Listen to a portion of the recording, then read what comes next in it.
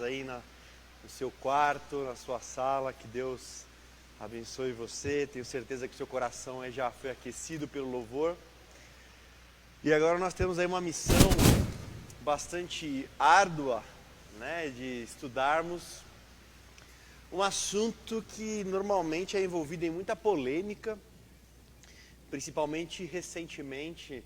Nós temos aí um movimento calvinista bastante ofensivo e belicoso, tentando aí convencer pessoas que o calvinismo é a melhor forma de você entender o evangelho, que o calvinismo é a melhor forma de você organizar as verdades da Bíblia.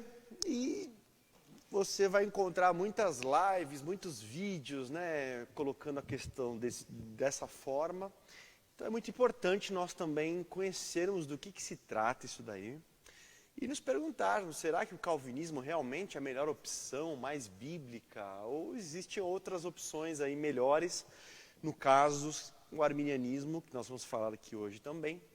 E você vai saber o que significam essas palavras, arminianismo, calvinismo, talvez você já ouviu falar.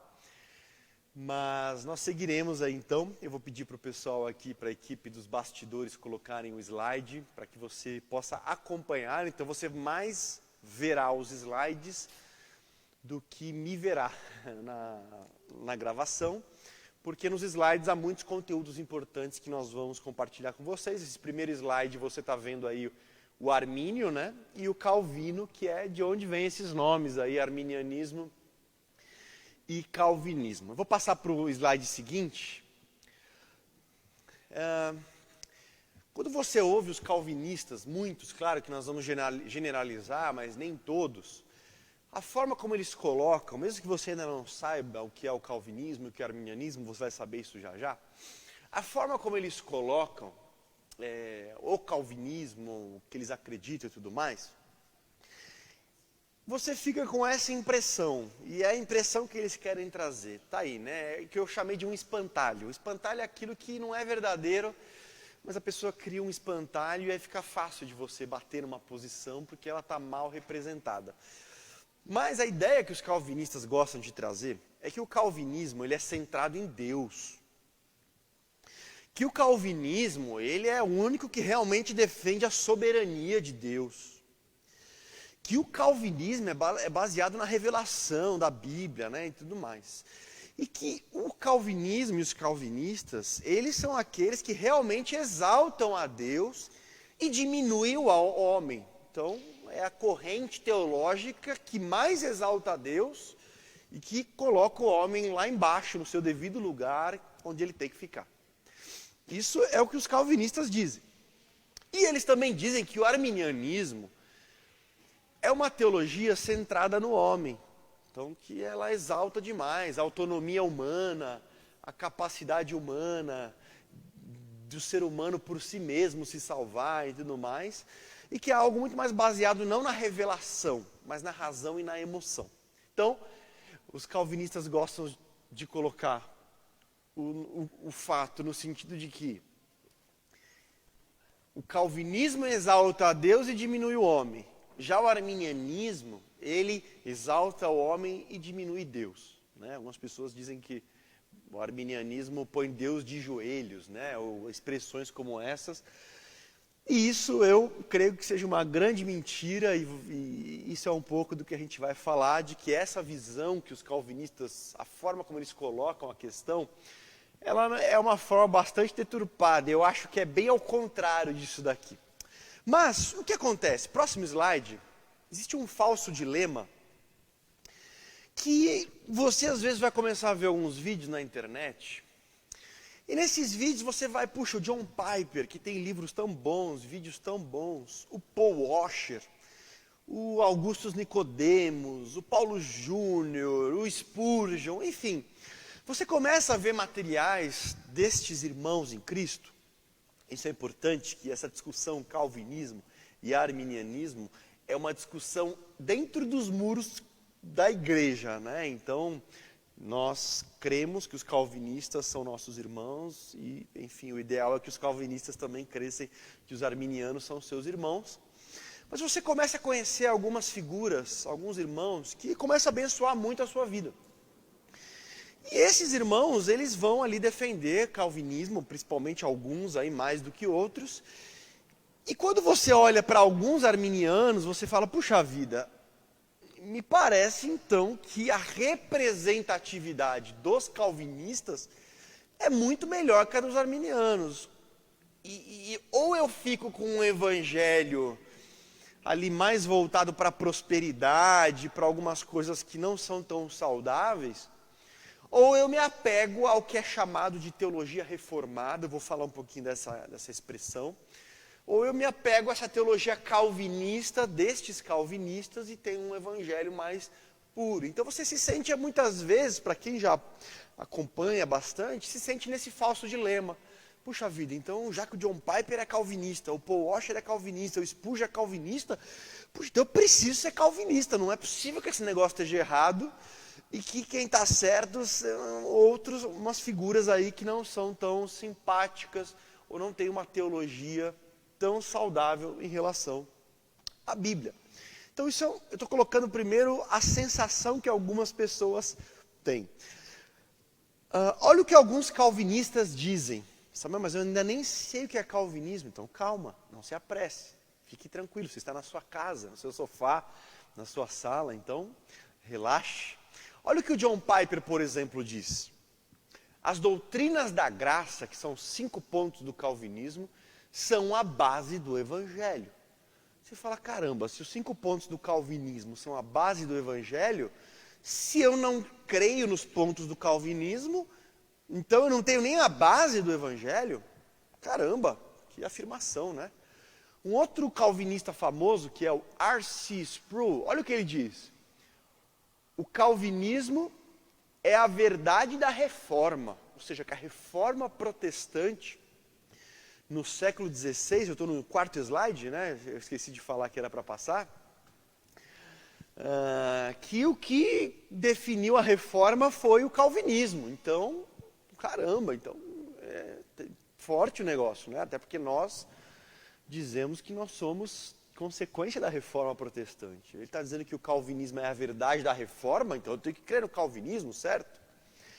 Um outro calvinista, aí embaixo ele disse assim, o calvinismo é apenas um outro nome para cristianismo.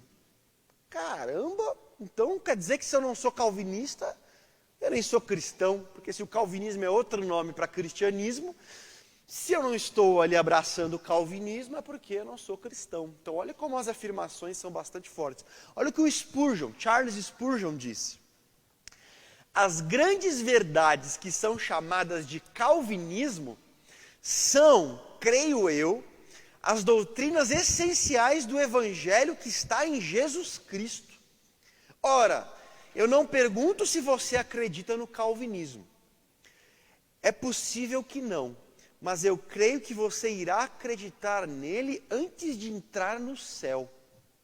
Ou seja, que antes de entrar no céu você vai ter que ser calvinista.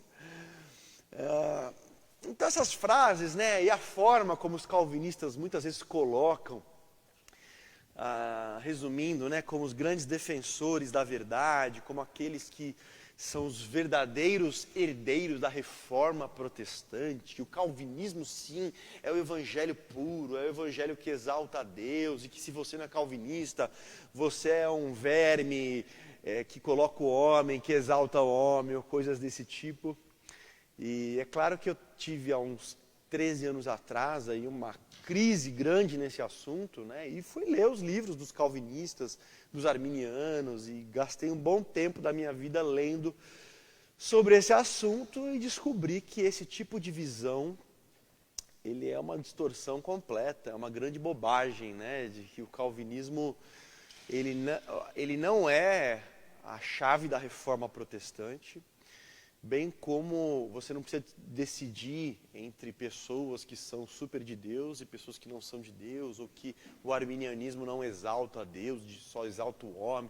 Então você vai lendo, vai estudando, você vai descobrindo que essas bobagens, elas são muito mais insights e propaganda, ou então fake news, né, do que realmente verdade. Eu queria pôr o próximo slide, que são os 5 solas da reforma protestante. Certinho? Então, A primeira coisa, quando você ouve os calvinistas, eles são muito associados com essa terminologia, teologia reformada. Então, a teologia reformada, ela muitas vezes é uma expressão que é usada para falar também dos pontos do calvinismo, além de outras coisas. E o que isso traz a impressão? Bom, então que a reforma protestante é calvinismo, são as verdades do calvinismo. E isso não é verdade. Os ensinamentos, as verdades que geraram a reforma protestante, são essas que você está vendo aí na sua tela.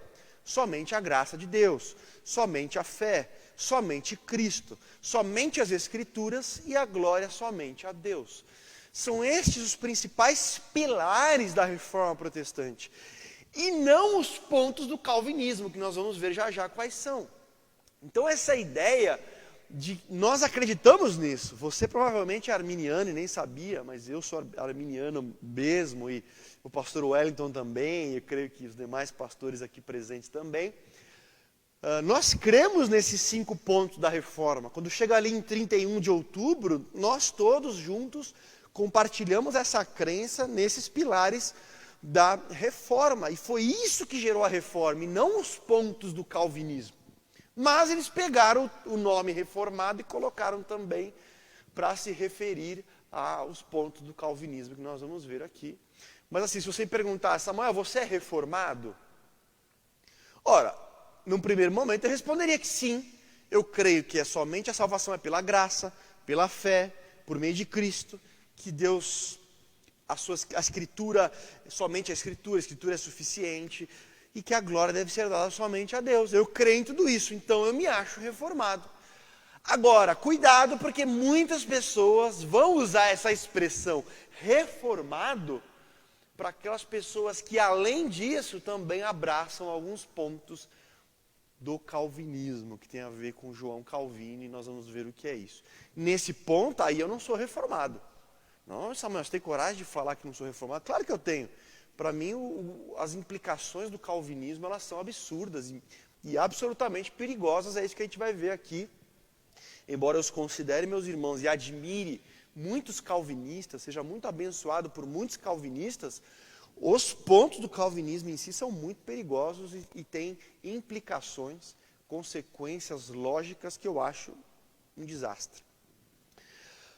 Por exemplo, Martinho Lutero, ele não cria na expiação ilimitada, ele cria na expiação ilimitada. O que é isso? A pergunta é, por quem Jesus morreu? Jesus morreu por todas as pessoas? Ou Jesus morreu apenas por um grupinho de pessoas escolhidas? Para o calvinismo, Jesus só morreu por algumas pessoas que ele ali arbitrariamente escolheu que iria salvar. Mas o próprio Lutero não acreditava nisso. Ora, como é que isso é a chave da reforma se uma figura tão importante como Lutero não acreditava nisso, neste ponto? E Lutero também não acreditava naquilo que o calvinismo chama de perseverança dos santos, que é a ideia de que uma pessoa nunca perde a sua salvação. Porque se ela foi predestinada, é claro que ela vai até o final. Lutero não seguia essa linha. E tem um outro reformador, que é o Philippe Melanchthon, né, o nome, ele já é menos conhecido, mas ele é super importante na reforma protestante. Ele acreditava que a graça era irresistível. O que o calvinismo vai dizer? Nós vamos chegar nesse ponto, mas que Deus arbitrariamente escolheu algumas pessoas para a salvação, e que essas pessoas vão ser salvas, porque Deus vai, vamos dizer assim, atraí-las de forma irresistível. Então a graça irresistível, a pessoa vai se converter, ela foi predestinada e ela não tem como resistir a essa ação da graça na vida dela. O Melanchthon, que é um dos pais da reforma protestante, não acreditava nisso. Ora, como é que a reforma protestante pode ser identificada com o calvinismo se vários participantes ali da reforma não criam em algumas verdades do calvinismo? Então comecei a perceber que não é bem assim que as coisas funcionam, e ele também não acreditava que Deus escolhia incondicionalmente, um grupo de pessoas, vou escolher A e B, não vou escolher C, D e E, e ponto final. Ele não cria nisso, ele cria que Deus, a eleição de Deus, a escolha de Deus, estava baseada em algumas coisas que Deus sabia. tá bom? Então, só para mostrar como essa ideia de que, se você vai ouvir muito teologia reformada, dá a impressão de que você não é filho da reforma porque você não é calvinista. Não. O que gerou a reforma são somente Cristo, somente a Escritura, somente a graça. E os próprios reformadores, alguns deles, não acreditavam em alguns pontos do calvinismo. É importante a gente saber disso. Rapidamente, a gente fala de arminianismo, vem do nome desse cara que você está vendo, que é o Armínio, que é do século XVI, né? Eu coloquei que ele viveu uma tragédia familiar ali, perdeu a família quando ele era um adolescente, então passou por alguns traumas bem grandes, mas era alguém que tinha doutorado em teologia, falava o hebraico, o grego, o latim, enfim, ele teve um trabalho pastoral muito bom, inclusive em algumas pestes lá que eles passaram, ele teve um trabalho pastoral muito ativo, e morreu em 1609, ele é do contexto da Holanda. O Armínio, ele não vai engolir alguns pontos aí do calvinismo, porque o João Calvino vem antes de Armínio, e o Armínio acaba liderando aí um movimento que rejeita algumas verdades do calvinismo. Só para vocês saberem, próximo slide, algumas obras, alguns livros de Armínio, que estão publicados em português, a maioria de sua obra está aí nessa coleção da editora CPAD, então se você quiser mais escritos, você encontra nesse material. Pode passar. Se você ouvir alguma vez sobre os remonstrantes eles são ali seguidores dessa linha de Armínio, que a gente vai ver qual é. Então é um nome que você precisa conhecer só porque quando o Armínio morre, seguidores de Armínio vão continuar ali com a teologia de Armínio e eles vão ser conhecidos como remonstrantes. No próximo slide, você vai ver alguns arminianos famosos. Por exemplo, John Wesley, o pai da igreja metodista, ele é arminiano de pé roxo, assim, né? Ele era até bastante felino, ofensivo quando ele falava do calvinismo, né? Ele chamava o calvinismo de esse lixo calvinista, tá? Então só para você sentir. O Dwight Moody também era arminiano, e olha aí, o C.S. Lewis também era arminiano, um autor aí tão especial que muitas pessoas gostam e leem os livros. Ele era arminiano. No próximo slide, mais alguns arminianos famosos. A.W. Tozer era arminiano. Leonard Ravenhill, não sei se você já leu, Por que Tardo Pleno Avivamento, né? Um livro super especial. David Wilkerson também era arminiano. Billy Graham também arminiano. Ora, eu coloquei aqui esses exemplos, né, só para você começar a perceber que não é bem assim, né, que parece que as pessoas boas são calvinistas e que os arminianos são os mais fraquinhos, os menos bíblicos. Não é bem assim. Tem um time forte aí também que são arminianos, assim como muitos de nós. Eu passei o próximo slide também, para quem conhece o Norman Geisler, alguns livros, também era arminiano. Próximo slide também, o Osborne, ele também é arminiano, faleceu, mas tem o melhor livro sobre Apocalipse, que você tem aí, mais de 600 páginas sobre o livro de Apocalipse, arminiano. No próximo slide tem o Roger Olson, com o bigodinho dele aí. Ele também é arminiano e é um dos maiores defensores atuais do arminianismo e tem livros muito bons sobre arminianismo, se você quiser conhecer um pouco mais. Eu vou seguir em frente. No próximo slide tem o Agostinho. O Agostinho, o que acontece? No começo da vida dele, na primeira fase da vida dele, o Agostinho defendia coisas que combinam com o arminianismo. Na segunda fase da vida dele, que é o Agostinho velho, ele começa a defender aquilo que pela primeira vez a gente vai ouvir sobre predestinação de algumas pessoas e a rejeição de Deus de outras pessoas. A primeira pessoa que a gente vai encontrar essas ideias é no Agostinho velho. Agora, preste atenção, essas ideias então do calvinismo não são de Calvino. Não foi Calvino que inventou essas ideias que Deus predestinou alguns, rejeitou outros e não morreu por todos, Jesus não morreu por todos e tal. Isso não começa com Calvino. Essa ideia surge com Agostinho, e com Agostinho já mais velho. Por que eu acho que isso é tão importante? Olha o próximo slide que tem aí, alerta. Até o século V, que é o Agostinho mais velho, as ideias do calvinismo, que são graça irresistível, predestinação incondicional para o céu e para o inferno, expiação apenas pelos eleitos, ou seja, Jesus morreu apenas pelos eleitos, eram completamente estranhos na história da igreja. E não foram defendidas pelos pais da igreja e líderes cristãos dos primeiros séculos.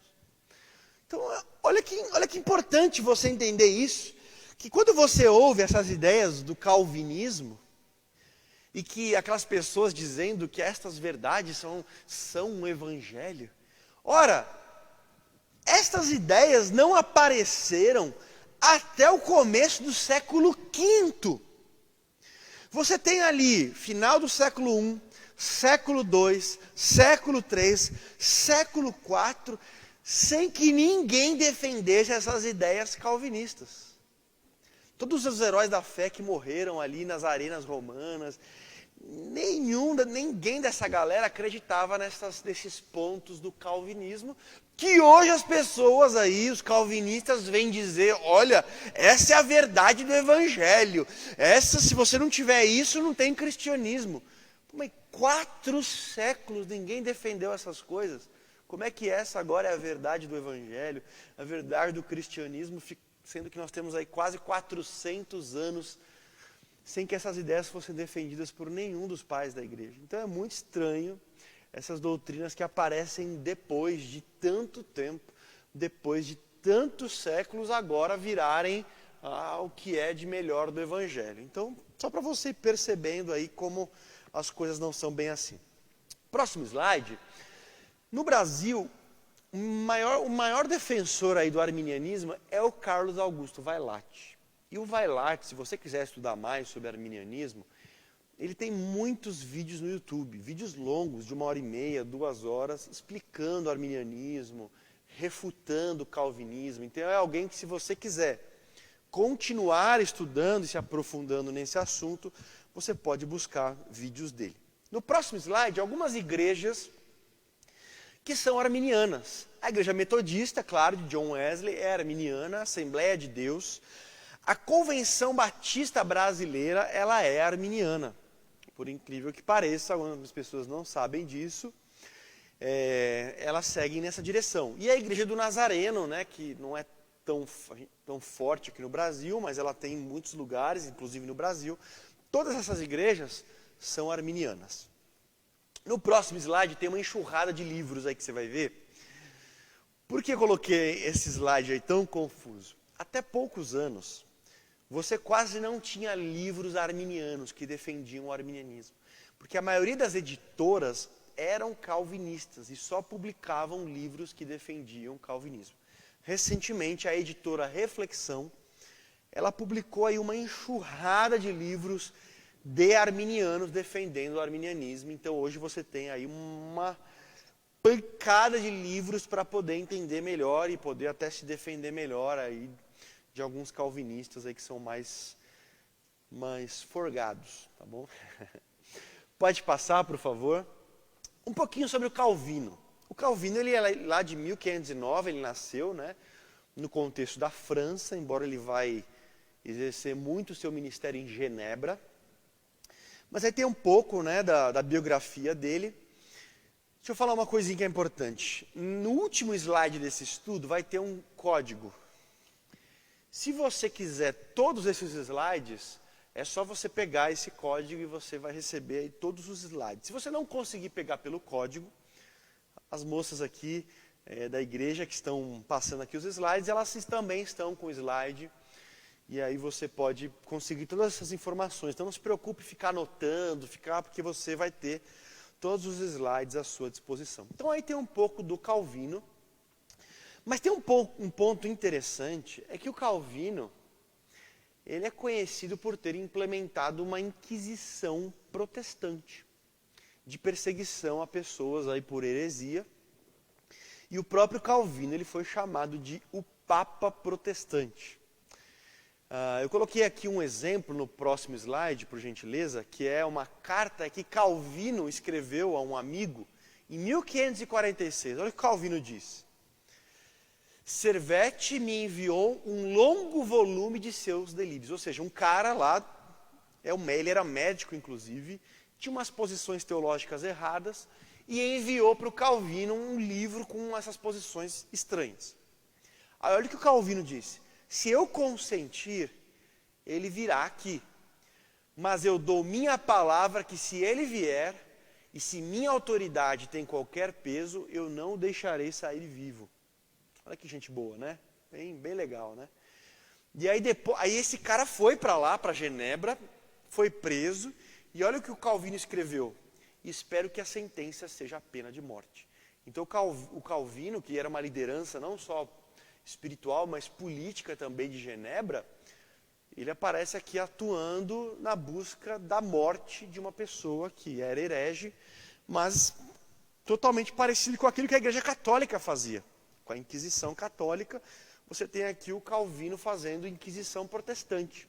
Tá? É uma página que muitos não gostam, mas infelizmente é verdade. O Calvino ele era um cara muito bom para algumas coisas, muito inteligente, muito capaz, escreveu coisas muito boas, mas também tem um lado dele aí complicado. No próximo slide você tem aí as Institutas, esses são os principais livros de Calvino, embora ele tenha aí mais de 20 volumes de comentário bíblico, são nesses livros que você encontra as posições de Calvino, aquilo que ele acreditava. No próximo slide eu coloquei um cara que você tem que conhecer também, que é o Teodoro de Bessa. Teodoro de Bessa é o herdeiro do Calvino. Então Calvino morreu, o Teodoro de Bessa foi o cara que organizou muito do que é o calvinismo hoje, e até ele vai além em algumas coisas. No próximo slide, eu estou indo rápido porque a gente tem aqui uma meta de muitos slides em pouco tempo. Ah, Samuel, mas eu estou com preguiça. Bom, eu já fiz o slide. Você está na sua casa, aí no sofá e no seu quarto. O mínimo que você pode fazer é prestar atenção e se esforçar para ficar atento, né? Toma um café e vamos em frente. Alguns calvinistas famosos, John Owen, Jonathan Edwards, Charles Spurgeon, o seguinte, R.C. Sproul, D.A. Carson e John MacArthur, todos eles são calvinistas. No próximo slide, o John Piper, que eu já falei dele, e eu falando aqui abertamente, eu leio os livros deles, eu sou muito edificado, mas não significa que eu vou concordar com esse ponto do calvinismo.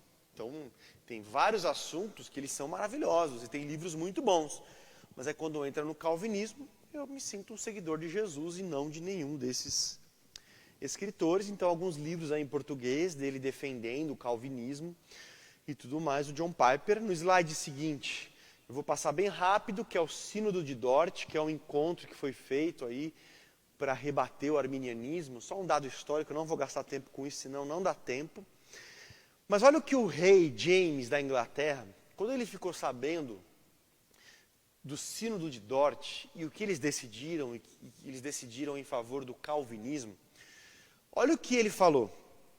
Essa doutrina é tão horrível que eu estou persuadido que se houvesse um concílio de espíritos imundos reunidos no inferno, e seu príncipe o diabo fosse colocar a questão a todos eles em geral, ou a cada um em particular, para aprender sua opinião sobre o meio mais provável de incitar o ódio dos homens contra Deus, o seu Criador, nada poderia ser inventado por eles que seria mais eficaz para este propósito, ou poderia colocar uma afronta maior sobre o amor de Deus pela humanidade do que esse infame decreto do recente sínodo.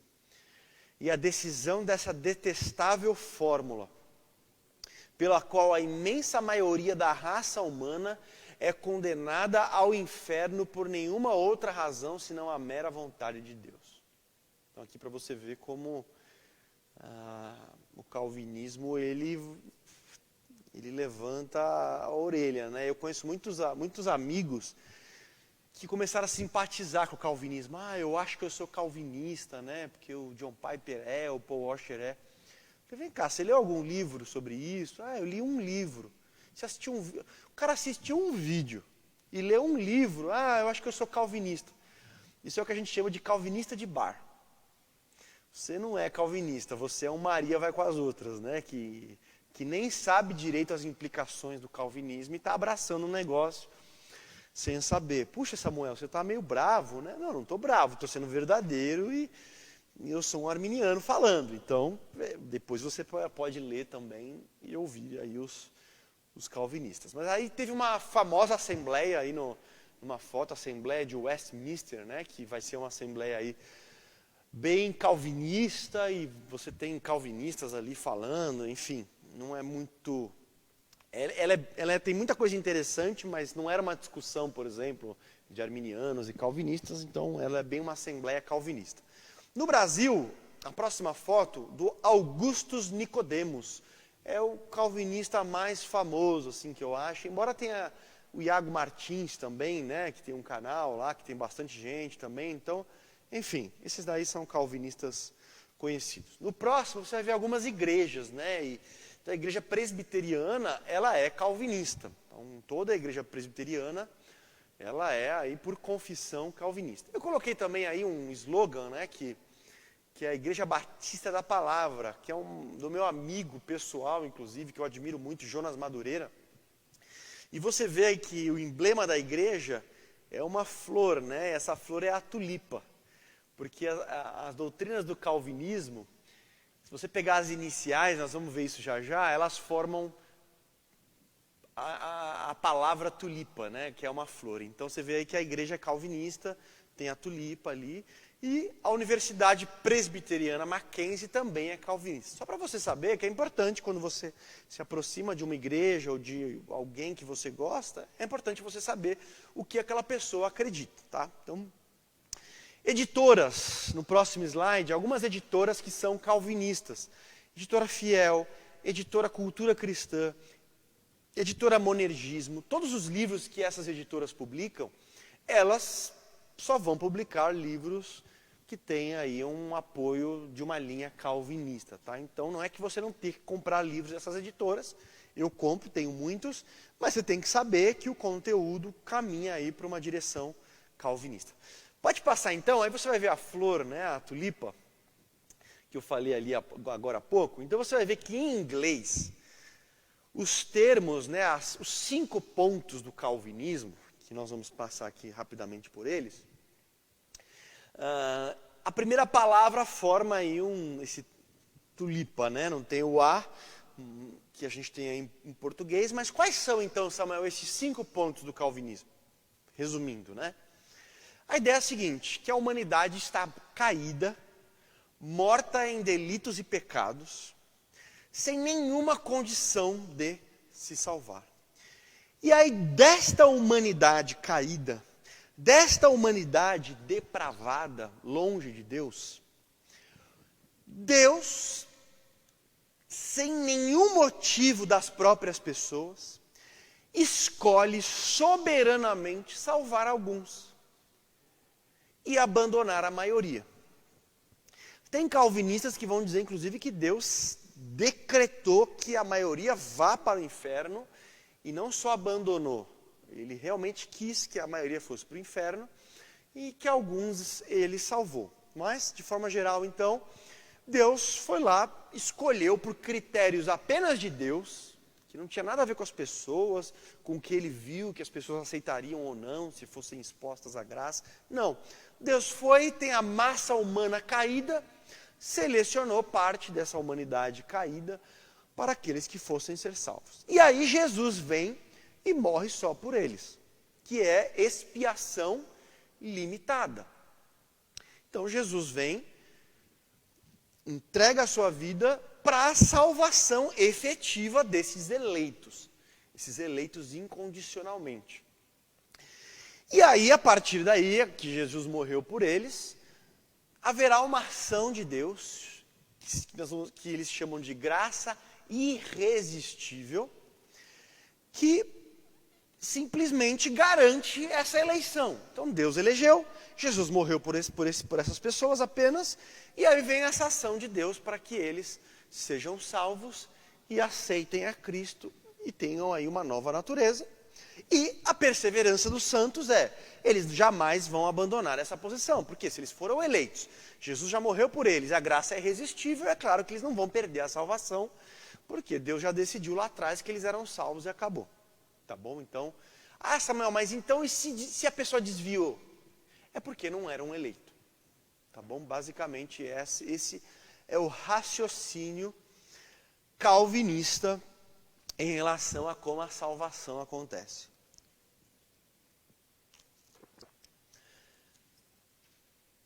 Samuel, qual que é a diferença do arminianismo para essas ideias? Basicamente, a principal diferença do arminianismo está bem no meio aí que você está vendo a tulipa, que é a eleição incondicional, a expiação limitada e a graça irresistível. É aqui que o arminiano discorda totalmente do calvinista, e é isso que a gente vai ver a partir de agora, no próximo slide, onde está escrito depravação total. Qual que é a ideia da depravação total? É que o ser humano, depois da queda de Adão, ele já não está mais num estado de poder escolher a Deus ou não. Ele é um escravo do pecado. Ele é um escravo do mal. Todas as suas inclinações estão contaminadas pelo mal. Então ele não pode, por si mesmo, dar um passo em direção a Deus, buscar a Deus, porque é como se tivesse entrado aí um vírus, né, já que estamos em fase de coronavírus, um vírus que desconfigurou o ser humano, que apodreceu o ser humano. Então, ele está nesse estado de depravação total. Não é que tudo que ele faz é ruim, mas em todas as áreas da sua humanidade existe ali uma certa influência do pecado para desconfigurar quem ele é. Samuel, Armínio concorda com isso? Sim. Isso é uma coisa muito importante você entender nesse estudo. O arminianismo concorda com a depravação total. Que o ser humano é um ser caído que não tem como se salvar por si mesmo. Olha o que o Armínio diz no próximo slide, por gentileza. Olha o que o Armínio fala. Confesso que a mente de um homem carnal e natural é obscura e sombria, que suas afeições são corruptas e excessivas, que sua vontade é obstinada e desobediente, e que o homem está morto em pecados. Isso é Armínio que está falando. E olha o que mais ele diz. Nesse estado de queda, o livre-arbítrio está ferido, mutilado, doente, curvado e enfraquecido para a realização de qualquer bem verdadeiro. Está preso, destruído e perdido. Você já ouviu alguém dizer, o arminiano ele defende o livre-arbítrio? Não é assim. Não é que ele defende, não é isso. Pelo contrário, olha o que o Armínio está falando. De que o livre-arbítrio está mutilado, está destruído, está perdido. O homem por si mesmo, olha o diagnóstico que ele faz. Aí vem um calvinista me falar que o Armínio exalta o ser humano, que o calvinismo diminui o ser humano, exalta a Deus, e o arminianismo exalta a Deus. Você está vendo aqui o Armínio exaltar o homem? Pô, não tem mais como você chutar o balde aqui em relação ao estado de queda do ser humano. Acho que nem em Calvino eu encontrei frases tão pesadas em relação ao ser humano como aqui. Suas habilidades estão debilitadas e são inúteis, a menos que seja assistido e estimulado pela graça divina. Ou seja, o que ele diz o ser humano está em estado caído e só há uma forma de ele poder responder a Deus positivamente, se houver uma ação da graça de Deus nele. Então, o arminianismo não defende que o ser humano por si só tem livre-arbítrio. Você vai ver isso direto aí nos calvinistas de bar e tudo mais. Porque você defende o livre-arbítrio, que o ser humano ainda tem o livre-arbítrio depois da queda. Não, a gente não defende isso. Defende que o ser humano tem o seu livre-arbítrio destruído. Mas quando Deus age, quando a graça de Deus age, aquela pessoa que tinha o livre-arbítrio destruído é levada à possibilidade de ter aí a sua decisão, a sua liberdade de escolha. É totalmente diferente de você falar, a pessoa tem livre-arbítrio. Não é isso que o arminianismo fala. O arminianismo fala que o homem está caído sim, que não tem essa questão de livre-arbítrio, até o momento em que Deus age com a sua graça, por meio do seu Espírito Santo, possibilitando que o homem seja colocado numa posição de poder rejeitar ou se render a Cristo. Tá bom? Mas só depois dessa ação da graça e do Espírito Santo.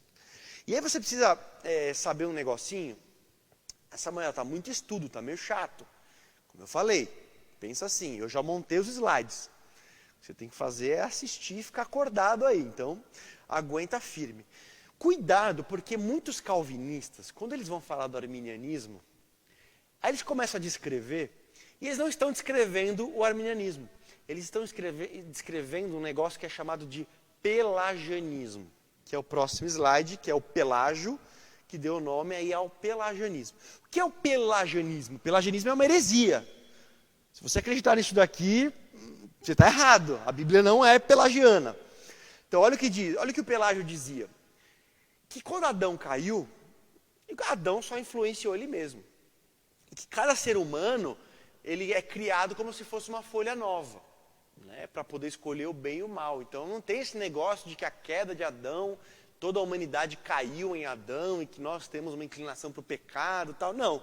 Ele vai dizer que é cada um, cada um. Você nasceu, foi criado e você vai ter que escolher se você vai comer o fruto proibido ou não. Então, cada pessoa é como se fosse um novo Adão, sem a mácula do pecado. Então, é uma visão bastante otimista do ser humano. Então, que o ser humano, por ele mesmo, pode decidir o caminho certo e seguir esse caminho, sem nenhuma necessidade de uma ação especial de Deus ou tudo mais. Não, o próprio ser humano, quando ele é criado, ele não tem a influência adâmica de pecado, não. Ele é uma folha em branco que pode agir para o bem ou para o mal. Normalmente age para o mal, mas está aí nas mãos dele decidir o que é correto.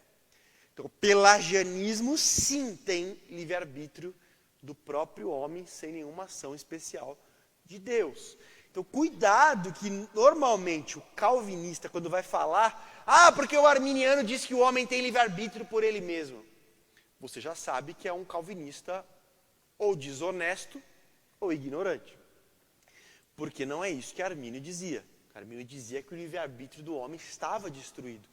Mas, mediante a ação da graça de Deus, mediante a ação do Espírito Santo de Deus, que é o próprio Deus, o homem é levado a uma condição de novamente poder ter a sua escolha de rejeitar ou se render a esta graça.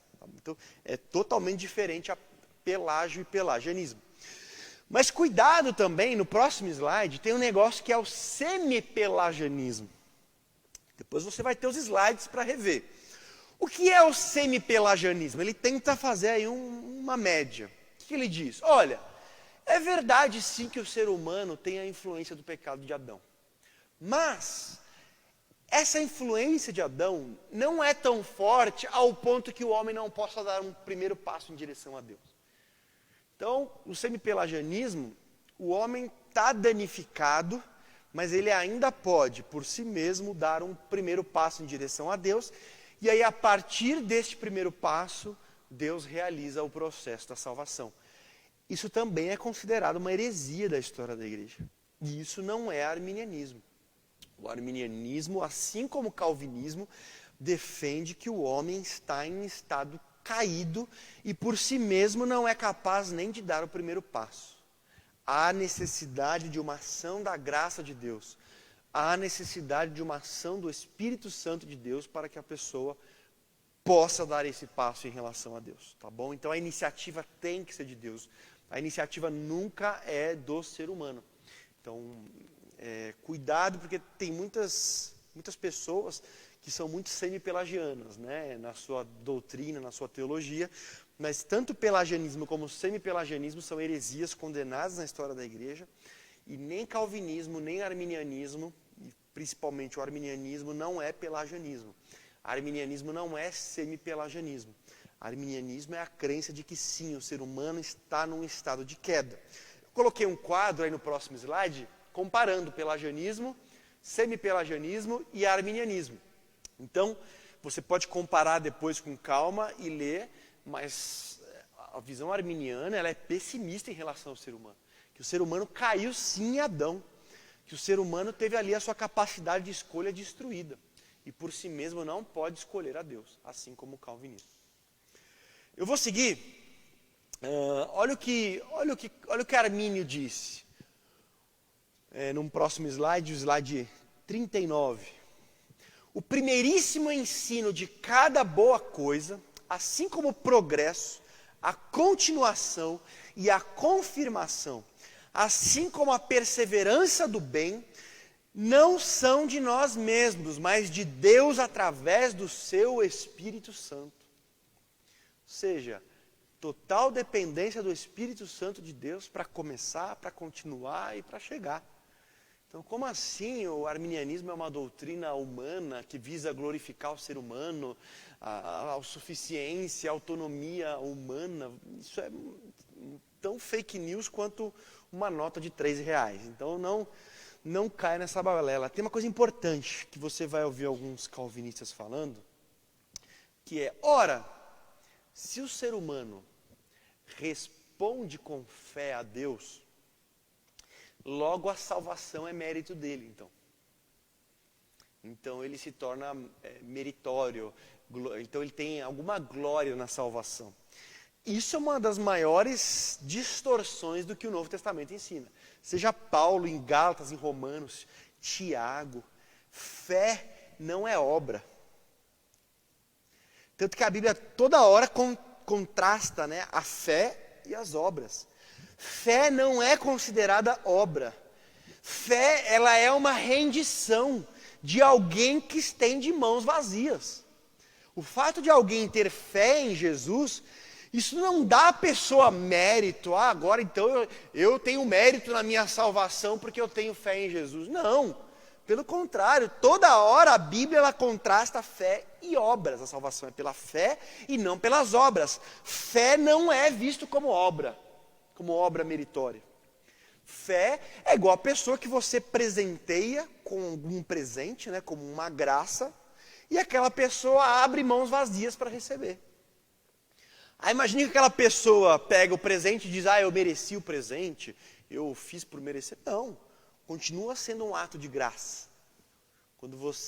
Imagina que toda vez que você fosse presentear um mendigo, ao receber o dinheiro que você desse, ele falasse, olha, eu mereci, não é mais graça. Não, o simples fato de ele abrir as mãos vazias não desconfigura graça, que foi pela graça. E que o mérito não está no mendigo, o mérito está no doador. O mérito está naquela pessoa que está concedendo ali. Então, cuidado, porque alguns calvinistas você vai ouvir eles dizendo, então se teve fé, se a fé é humana, então a salvação foi o próprio homem que se salvou. Aqui que você fala para ele, não me irrite que eu estudei, né? Um dos pontos mais importantes agora é a questão da expiação ilimitada. Para o arminianismo, Jesus morreu por todas as pessoas, por cada uma das pessoas. O sacrifício de Jesus é por todas as pessoas da história do planeta. Então não tem essa que Jesus morreu apenas por aquele grupinho que Deus tinha escolhido incondicionalmente. Não, isso para o arminianismo é inegociável. Você pode olhar para qualquer pessoa e falar, Jesus morreu por você. O calvinista não pode, porque ele não sabe. Vou falar para uma pessoa, olha, Jesus morreu por você, ele te ama, mas eu não sei se ele é um eleito. Eu posso estar mentindo para ele, então eu não posso falar isso. Então é bem complicado esse negócio. Alguns textos bíblicos na página seguinte que eu coloquei, que mostram para mim claramente, acho que aqui é um dos pontos onde o calvinismo mais viaja na maionese. Eu vou ler com vocês. Tito capítulo 2, versículo 11. Pois a graça de Deus se manifestou salvadora a todas as pessoas. 1 Timóteo capítulo 2, versículos de 3 a 6, olha o que diz. Porque isto é bom e agradável diante de Deus nosso Salvador, que quer que todos os homens se salvem e venham ao conhecimento da verdade, porque há um só mediador entre Deus e os homens, Jesus Cristo, homem, o qual se deu a si mesmo em preço de redenção por todos, para servir de testemunho ao seu tempo. Ou seja, todos. 1 João capítulo 2, versículo 2. E ele é a propiciação pelos nossos pecados, e não somente pelos nossos, mas também pelos de todo o mundo. 2 Timóteo capítulo 4, versículo 10. Porque para isto trabalhamos e somos injuriados, pois esperamos no Deus vivo, que é o Salvador de todos os homens, principalmente dos fiéis, ou seja, principalmente dos que creem. Ou seja, Deus é Salvador de todos os homens, morreu por todos. Mas a salvação, ela só é efetivada naqueles que creem, né? Que são chamados aqui de fiéis. Então, é claro que aqueles que creem experimentam a salvação. Mas a morte de Jesus foi por todos, né? Foi por todas as pessoas. Próximo slide, mais alguns versículos.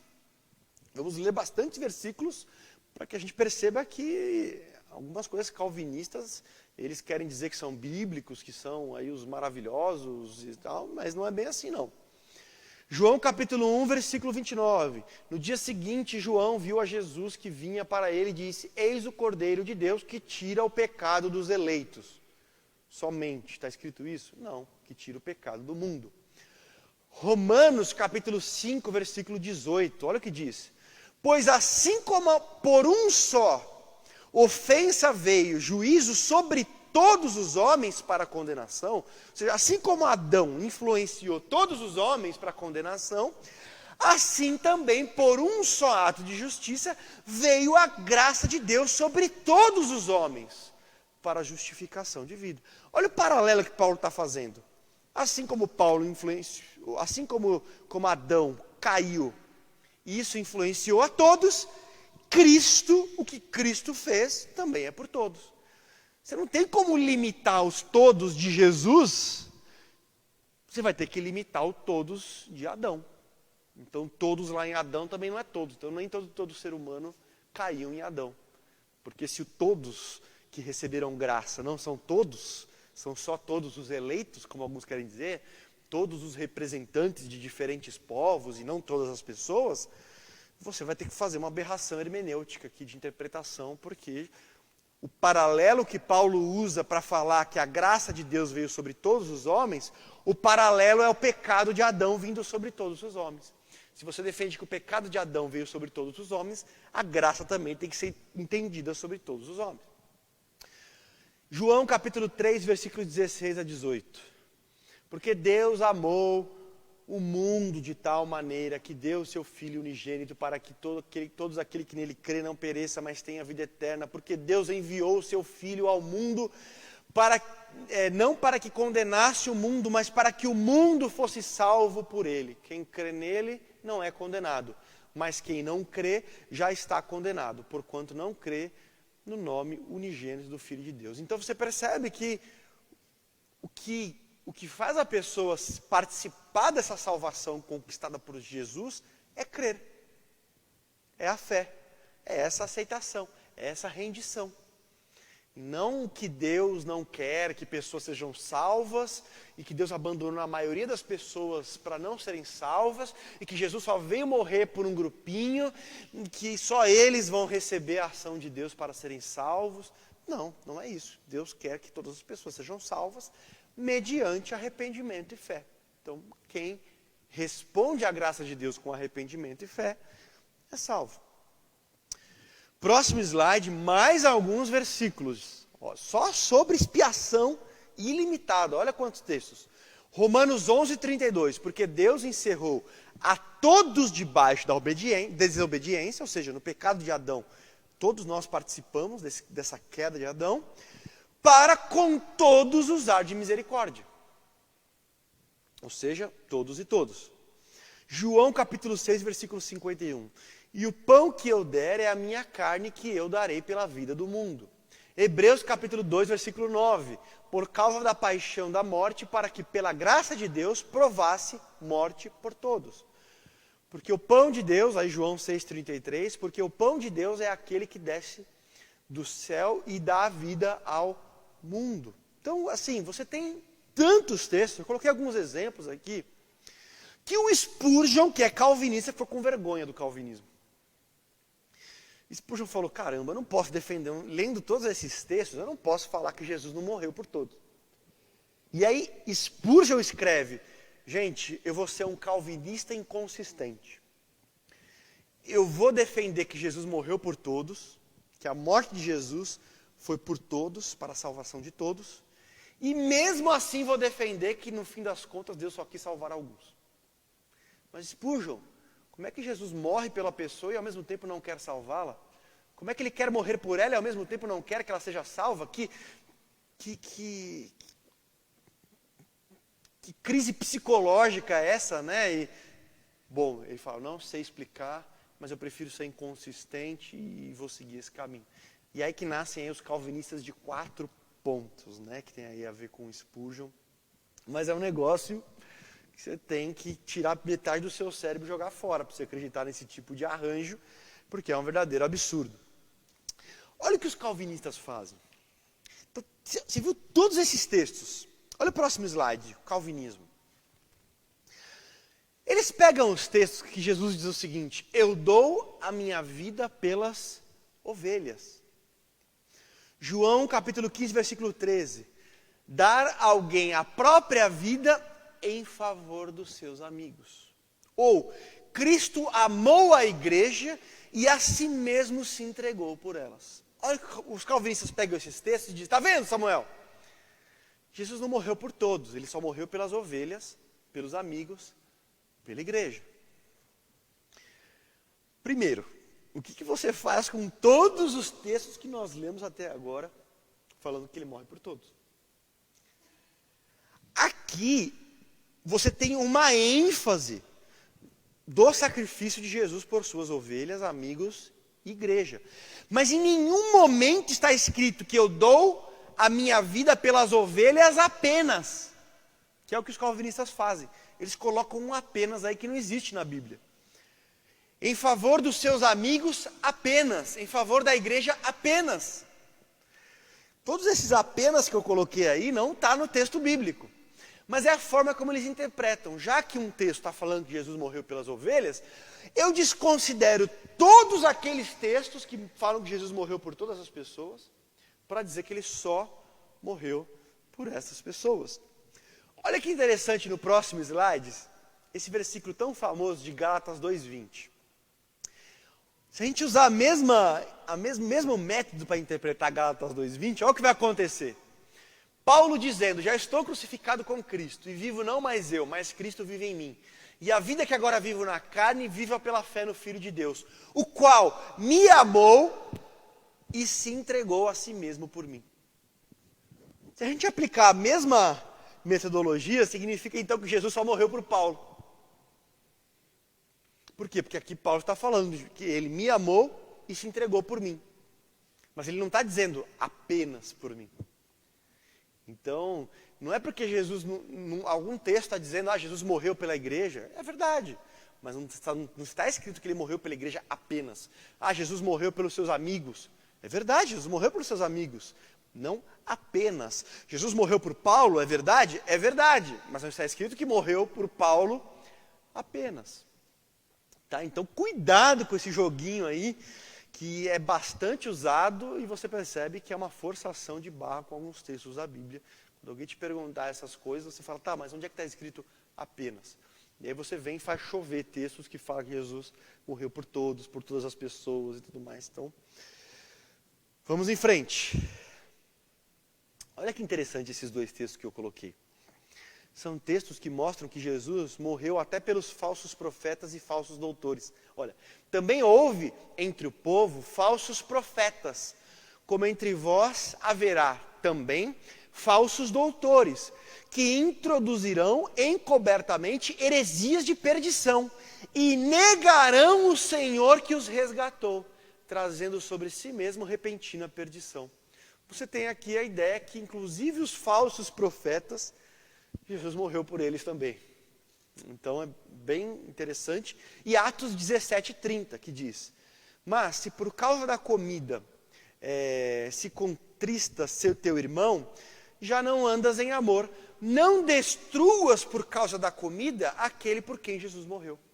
Então uma pessoa pode ser destruída espiritualmente, mesmo Jesus tendo morrido por ela. Então você tem a perdição de uma pessoa por quem Jesus morreu. Falsos profetas, falsos doutores, também Jesus morreu por eles. Então por que eles não foram salvos, Samuel? Porque não colocaram sua fé em Cristo. Tá bom? Próximo slide. O nosso amigo Armínio vem e diz: se a redenção não foi obtida para todos, a fé em Cristo é sem nenhum direito exigida de todos. E se não foi obtida para todos, ninguém pode com justiça ser culpado por rejeitar a oferta de redenção, pois rejeita aquilo que não lhe pertence e o faz com propriedade. Ou seja, como é que uma pessoa pode ser culpada por rejeitar a Cristo se Cristo não morreu por ela? Então o Carminho está falando, pô, que doideira é essa?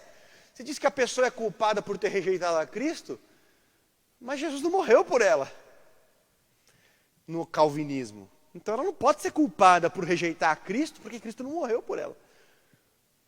Então o Armínio fala, vocês estão meio malucos aí, né? Vocês estão comendo demais à noite, feijoada, e estão começando a ter pensamentos meio confusos. Próximo ponto. Estamos relativamente aqui dentro do horário, já foram 50 slides, gente. Olha como nós estamos rápidos aí no gatilho. Para terminarmos antes da meia-noite, hein? Segura aí. Você está em casa, pensa assim, daqui a pouco eu tenho que pegar o carro, pegar meu passaporte e ir lá para... E você já vai estar em casa, deitado aí, curtindo, tranquilo, os slides passando de boa. Então, vamos lá, raça, vontade, porque aí depois, quando alguém vier te abordar e você ler alguma coisa, você não precisa sair correndo para perguntar para alguém. Você estudou, né? Você comeu, estudou, então você mesmo vai ser capaz de responder aquilo que precisar.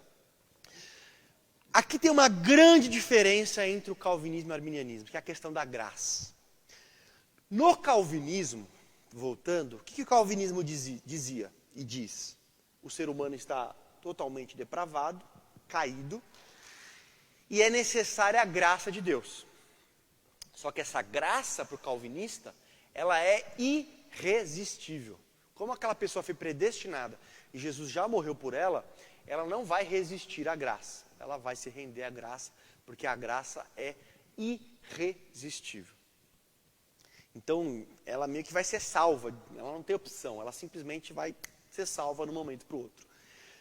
O arminianismo, não. O arminianismo vai dizer, olha, é verdade, o ser humano está caído. E ele depende totalmente dessa ação da graça de Deus, para que ele possa ser levado a uma posição de escolha. Então a graça, ela não é irresistível. A graça, ela é resistível. Então a hora que o ser humano é levado pela graça a poder se render ou resistir, ele tem essa possibilidade sim de resistir e não ceder a essa graça. Ela é preveniente. Por que essa palavra preveniente? É porque ela é antes da salvação. Então a pessoa está caída, está em pecado, e a graça de Deus tem que vir antes, preveniente, tem que ter uma ação da graça para que a pessoa seja levada a uma posição de escolha. Então depende totalmente dessa graça, mas é possível resistir a essa graça. E aí a pessoa é culpada, responsável, né, por resistir à graça. Porque se ela é irresistível, quem não recebe dessa graça não pode ser culpado de rejeitá-la, porque não era para ela. Né? Então é bem estranho essas ideias. Olha alguns slides. O Armínio diz assim: eu atribuo à graça o início, a continuidade e a consumação de todo bem, de tal forma que sem sua influência, um homem mesmo, já estando regenerado, não pode conceber nem mesmo fazer o bem. O que o Arminio está dizendo, olha, a gente depende totalmente da graça, e não é só no começo. É na continuidade da vida cristã. É só pela graça que ainda nós conseguimos obedecer a Deus também. Então, em todos os momentos, mas também podemos resisti-lo. Nós vamos ver isso agora. Próximo slide. Romanos 2,4. Ignorando que a benignidade de Deus te leva ao arrependimento, ou seja, é possível ignorar a bondade de Deus que deveria nos levar para o arrependimento. Deixa eu só... para mostrar aqui também esses slides, é que existe uma ação de Deus antes da salvação. Então, há uma benignidade de Deus agindo para que o homem possa se arrepender. Então, é essa graça preveniente, essa ação de Deus que acontece antes. Olha Atos 16:14 aí. E uma certa mulher chamada Lídia, vendedora de púrpura, da cidade de Tiatira, e que servia a Deus, nos ouvia. E o Senhor lhe abriu o coração para que ela estivesse atenta ao que Paulo dizia. Ou seja, há ali uma ação de Deus para que ela pudesse entender o Evangelho. Então, existe uma ação de Deus que acontece primeiro para que o ser humano possa tomar uma posição em relação a Deus. Agora, para o arminianismo, não é irresistível. Não é que a pessoa, então, agora vai e não tem outra opção. Não. A graça capacita para poder escolher a Deus, mas também para poder resistir. E João, capítulo 6, versículo 44. Ninguém pode vir a mim se o Pai que me enviou não o trouxer. Ou seja, há uma necessidade de uma ação de Deus para que a pessoa se achegue a Cristo. Mas cuidado, o texto não diz, ninguém pode vir a mim se o Pai que me enviou não o trouxer irresistivelmente. Isso não está no texto. Diz que sim, nós dependemos da ação de Deus para que possamos nos achegar a Jesus. Mas em nenhum momento está dizendo que é algo irresistível, que é uma ação irresistível. Próximo slide. Pelo contrário, você percebe vários textos em que você nota pessoas resistindo a Deus e à graça. Atos capítulo 7, versículo 51. Homens de dura cerviz e incircuncisos de coração e ouvido, vós sempre resistis ao Espírito Santo, assim vós sois como os vossos pais. Ou seja, o Espírito Santo tinha uma ação, tinha uma intenção, e por isso está sendo resistido. Né? Porque se eles concordassem com o Espírito Santo, se o Espírito Santo concordasse com eles, não haveria resistência. Lucas capítulo 7, versículo 30. Mas os fariseus e os doutores da lei rejeitaram o desígnio de Deus contra si mesmos. Ou seja, há uma rejeição e uma resistência. E aquilo que eu falei, ninguém pode vir a mim se o Pai que o enviou não o trouxer. Aqui o calvinista põe irresistivelmente, mas não está escrito irresistivelmente. Agora olha que interessante, esse próximo slide, estamos já no slide 52, e seguindo aqui passos rápidos para conseguirmos terminar todos. Samuel, quantos são? Não vou contar, porque senão você vai desanimar. Mas olha o que a Bíblia diz. Para nós, cristãos, porque esta é a vontade de Deus, a vossa santificação. A vontade de Deus é que você se santifique. Toda vez que nós pecamos, nós estamos resistindo à vontade de Deus. 1 Tessalonicenses capítulo 5, versículo 18. Em tudo dai graças, porque esta é a vontade de Deus em Cristo Jesus para convosco. Olha o que o texto está dizendo. Deus quer que nós nos santifiquemos, e é a vontade de Deus que nós sejamos gratos. Toda vez que nós somos ingratos, toda vez que nós não nos santificamos, nós estamos resistindo à vontade de Deus. Mesmo depois da salvação. Então Deus, na sua soberania, estabeleceu que a sua graça poderia ser resistida. E Samuel, isso não atenta contra a soberania de Deus? Não, porque Deus decidiu que a sua graça poderia ser resistida. Vamos seguir. Aqui, gente, para mim, é uma das coisas mais importantes que, para mim, o calvinismo não faz o menor sentido. Eu não conseguiria ler esses versículos da Bíblia se eu fosse calvinista. A não ser que Deus fosse bipolar, um negócio muito estranho. Estamos juntos na mesma página aí? Mateus 23, 37? Show. Olha estes textos. Samuel, o que são esses textos? Deixa eu falar. É Jesus lamentando. É Deus lamentando pelo fato de Jerusalém e pessoas não se converterem. Agora, olha a hipocrisia que seria de Jesus e de Deus, lamentando a salvação, a não salvação, melhor dizendo, de pessoas que ele não quis salvar. Por que Jesus está lamentando a não salvação de pessoas que ele não quis salvar? Vamos ler. Mateus 23, 37. Jerusalém, Jerusalém, que matas os profetas e apedreja os que te são enviados.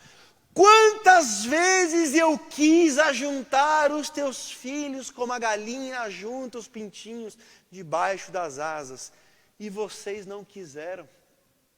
Ora, se o calvinismo estivesse certo e a graça é irresistível, qualquer pessoa poderia se virar para Jesus e falar: Jesus, o senhor está lamentando, está dizendo que o senhor quis e que é a gente que não quis, mas foi o Senhor que não quis nos salvar, foi o Senhor que não nos predestinou, foi o Senhor que não morreu por nós.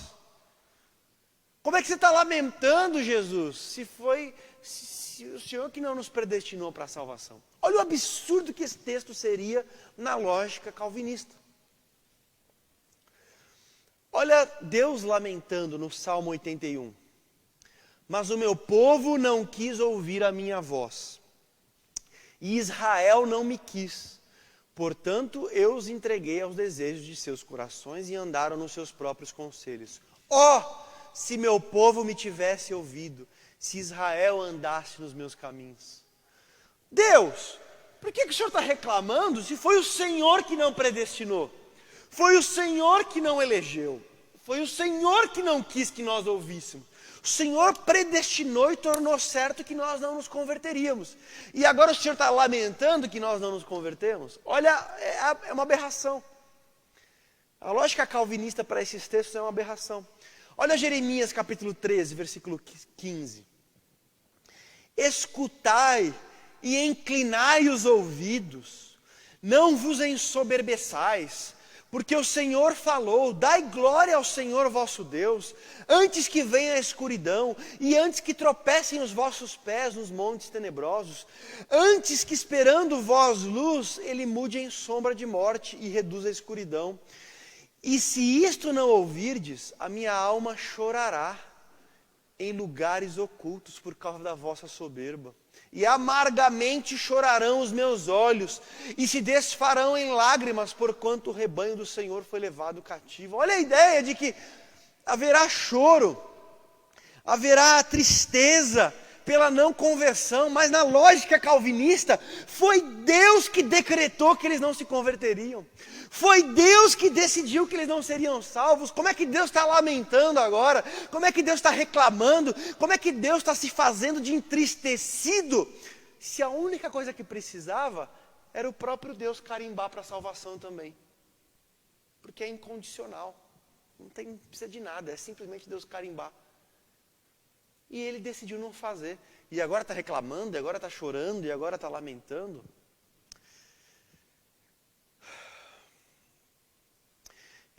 Eu vou dar uma aceleradinha aqui, que subiu uma plaquinha de 15 minutos.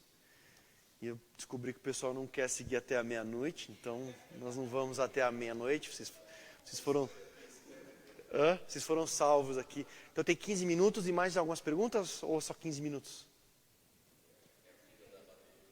15, tá, então vamos seguindo. Se a bateria acabar, a gente depois faz um segundo tempo.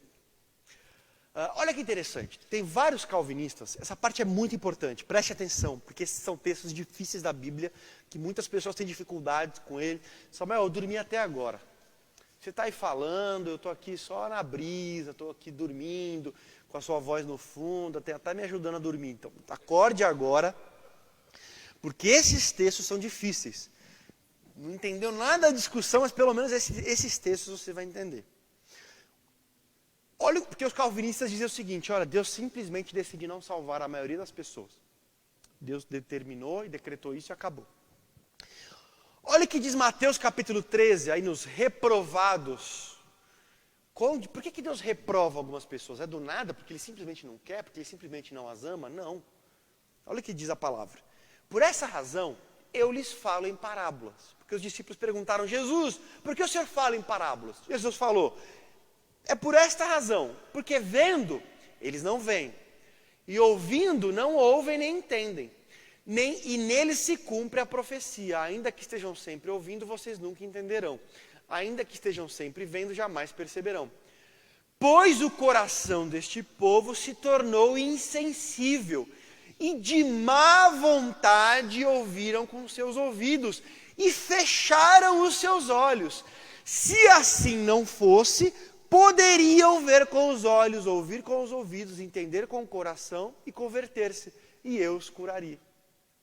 Então, Jesus, por que o Senhor fala em parábolas? Para que eles ouvindo não ouçam. Aí você fala, caramba, Jesus está falando que não quer que eles entendam.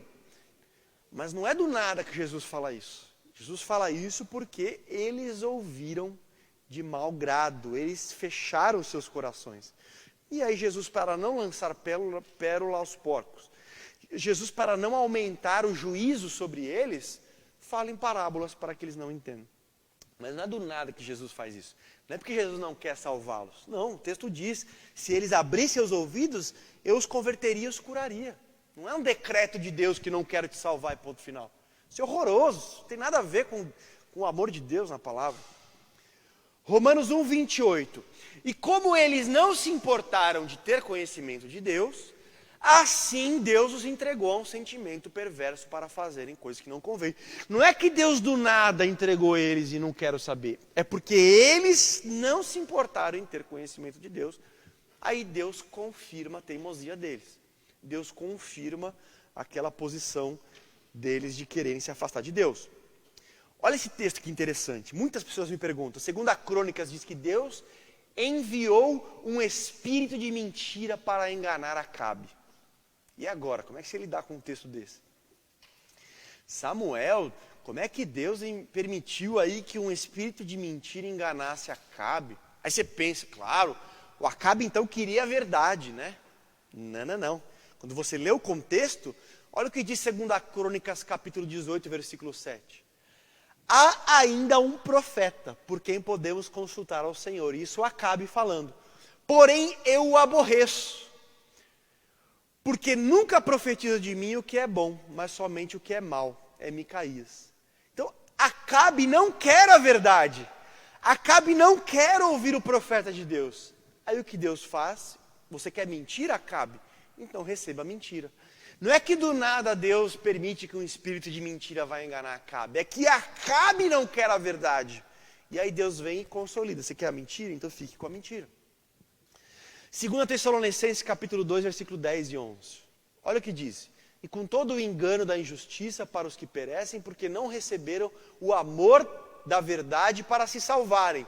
E por isso, porque eles não abraçaram o amor pela verdade, Deus lhes enviará o espírito do erro, para que creiam na mentira. Não é Deus que do nada envia um espírito de mentira.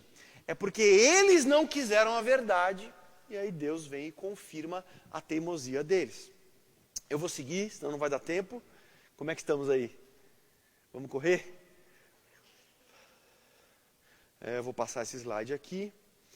Então, nós defendemos que o ser humano pode resistir justamente para que o mal não seja culpa de Deus. Porque se tudo é decretado, decidido por Deus, Deus é o autor do mal. Deus é responsável pelo mal.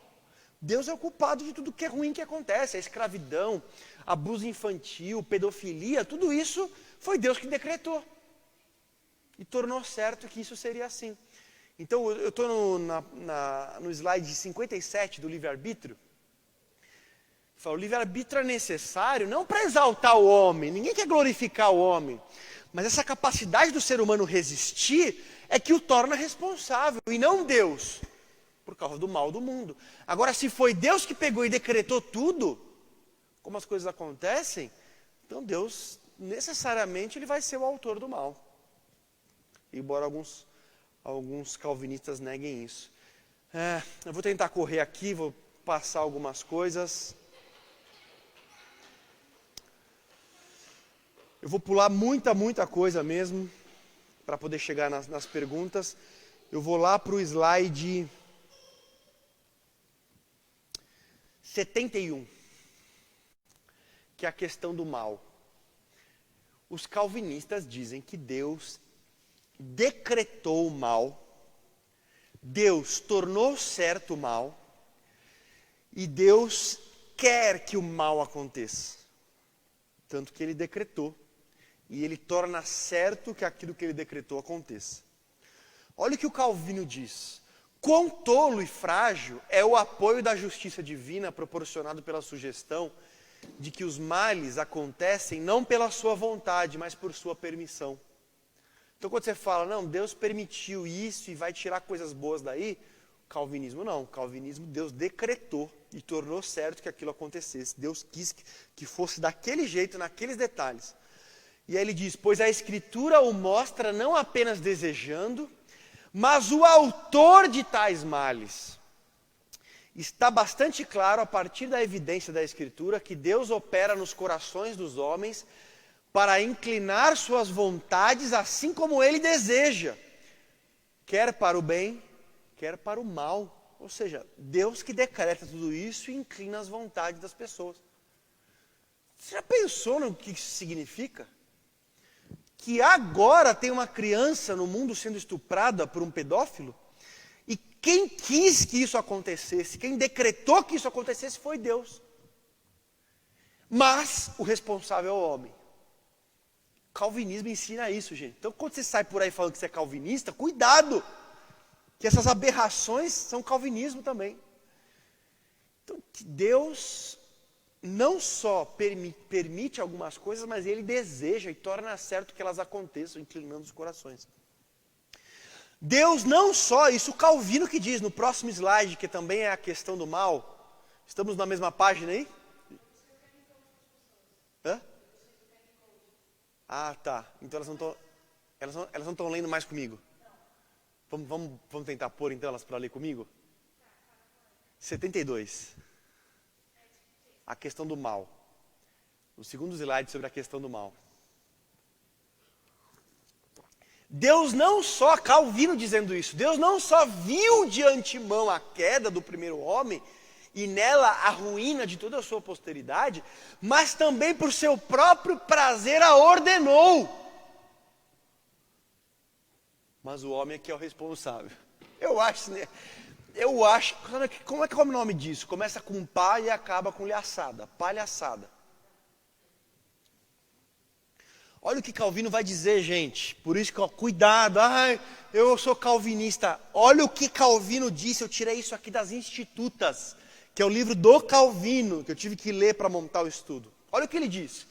Imaginemos, por exemplo, um mercador que, havendo entrado em uma zona de mata com um grupo de homens de confiança, imprudentemente se desgarre dos companheiros em seu próprio devagar, seja levado a um covil de ladrões, de salteadores. Caia na mão dos ladrões e tenha o pescoço cortado. Ou seja, um cara que estava com os amigos, voltando para casa, de repente se perde, cai na mão de ladrões, esses ladrões cortam o seu pescoço. Sua morte não fora meramente antevista, prevista por Deus, pelo olho de Deus, mas além disso é estabelecida por seu decreto. Que pensará aqui o cristão? Calvino dizendo, provavelmente isso, tudo quanto ocorreu em morte desse gênero era casual por sua natureza. Contudo, não terá dúvida que a providência de Deus esteve a presidir a fim de dirigir a seu termo essa contingencialidade. Ou seja, tudo o que aconteceu nesse assassinato foi presidido e dirigido por Deus, embora o homem seja responsável. E você aplica esse raciocínio a todos os crimes de escravidão, de tráfico de seres humanos, todos os absurdos da humanidade. Calvino vai dizer, Deus presidiu e dirigiu, inclusive a forma como as coisas aconteceram. Eu conheço poucas coisas que mancham a reputação de Deus como calvinismo. E como essas coisas que Calvino diz.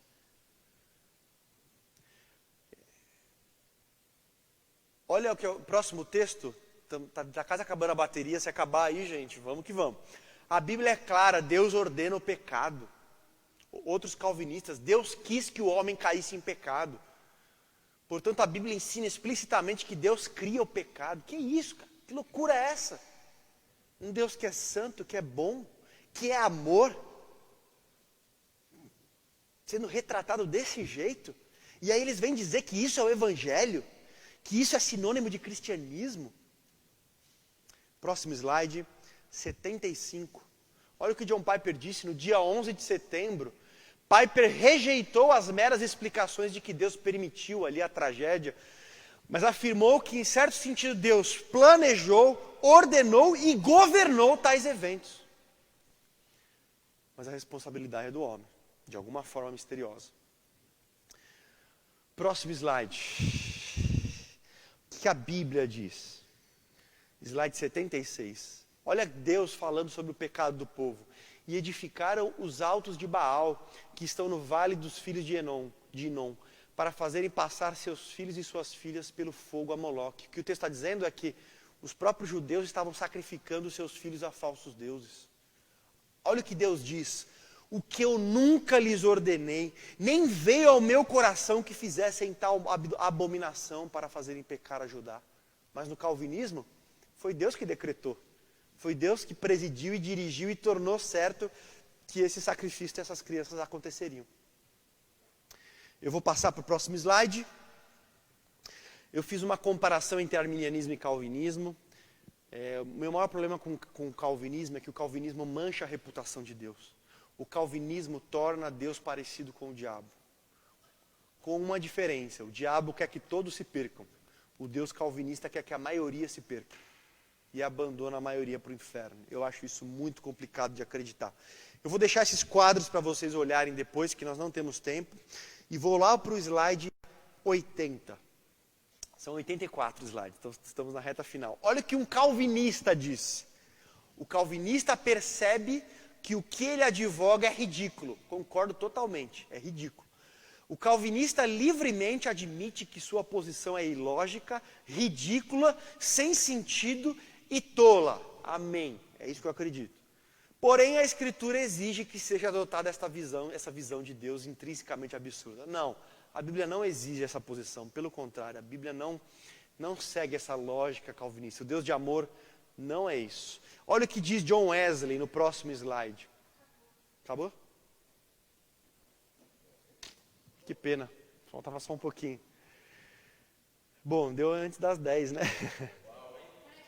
Essa foi o teste primeiro ainda. Dá para finalizar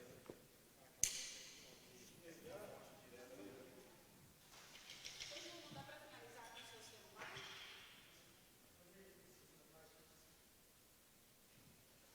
Consegue fazer uma segunda parte?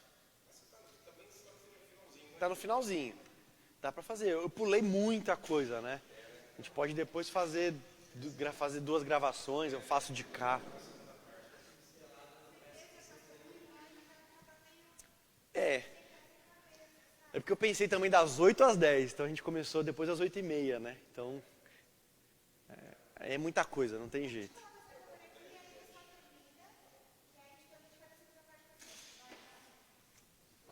Ah, pode ser. Feliz. É? Tá. Gente, a gente já volta em 5 minutos. 5 minutos a gente volta, pessoal. Segura aí na live.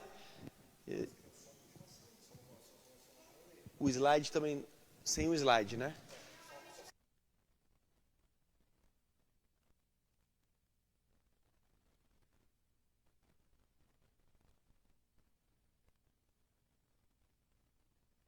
Tá em casa aí, vai ficar melhor ainda para vocês. Não precisa nem ver minha cara de bolacha pós-quarentena, né? Então, olha o que o John Wesley disse. Está no slide do John Wesley, né? A ideia de que Deus predestinou incondicionalmente alguns para o céu e outros para o inferno como Calvino ensinava, essa dupla predestinação, é uma blasfêmia que destrói todos os atributos de Deus e representa o Santíssimo Deus como pior que o diabo, mais falso, mais cruel e mais injusto. Suponha que Deus enviasse os réprobos, réprobos são aqueles que Deus não quis salvar, para o fogo do inferno por não escaparem do pecado, a saber, em termos diretos, por não receberem a graça que Deus decretou que eles não receberiam. Ó estranha justiça, que imagem vocês fazem do juiz de toda a terra? Então você percebe aqui o John Wesley bem bravo aí com o calvinismo. Olha o que diz William Lane Craig, um dos maiores apologistas cristãos da nossa geração. Ele está vivo ainda. Ele diz assim: o determinismo universal divino, que é o calvinismo, que Deus decretou tudo, decretou o mal, transforma a realidade em uma farsa. Todo mundo se transforma num espetáculo vão e vazio. Não existem agentes livres em rebelião a Deus, a quem Deus procura ganhar por seu amor. E ninguém responde livremente a este amor, e que dá livremente o seu amor. Todo o espetáculo é uma charada cujo único ator real é o próprio Deus. Longe de glorificar a Deus, eu concordo plenamente com isso, longe de glorificar a Deus, a visão calvinista, estou convencido, denigre Deus por o envolver numa grande farsa. É profundamente insultante a Deus pensar que Ele criaria seres que são, em cada aspecto, casualmente determinados por Ele, e então os trata como se eles fossem agentes livres, os punindo pelas ações erradas que Ele os levou a praticar, e os amando como se eles fossem agentes respondendo livremente. Então aqui só William Craig, eu gostei muito dessa ideia dele de que isso denigre Deus. Isso torna a realidade uma farsa. Próximo, John Wesley, e aí sim acabando, quase, faltando aqui só 3 slides. O amor de Deus expresso no Evangelho supostamente pregado pelo calvinismo nos faz gelar o sangue nas veias. Que amor é esse? Que amor é esse que, podendo simplesmente salvar com uma decisão, escolhe abandonar as pessoas no inferno? Ou como Calvino, decretar que elas fossem para o inferno. No arminianismo, no próximo slide, a realidade é que Deus é amor. E se Deus é amor, a consequência é que Ele amou o mundo de tal maneira. No arminianismo, a realidade é que Deus é o Deus de toda a graça. 1 Pedro 5:10. A consequência dessa realidade é que a graça de Deus se manifestou a todos os homens. Então o arminianismo caminha nessa direção. E aí sim, o último slide, se você quiser baixar aí o PDF do estudo, você vai pagar apenas R$1.000 e poderá. Aí é mancada, hein? No meio de uma pandemia, o cara cobrando R$1.000 por slide é de matar, hein, gente? Então agora nós vamos para as perguntas de vocês. Eu pulei várias coisas que normalmente são perguntadas, como Romanos 9 e tudo mais, mas vamos ver aí como é que elas vão aparecer nas perguntas. Eu espero não ter cansado vocês, mas estudar é assim, estudar é denso, mas é o que faz diferença para que você não fique aí sendo levado pelos videozinhos, pelas opiniões de alguns. Então, as perguntas, eu vou vê-las aonde?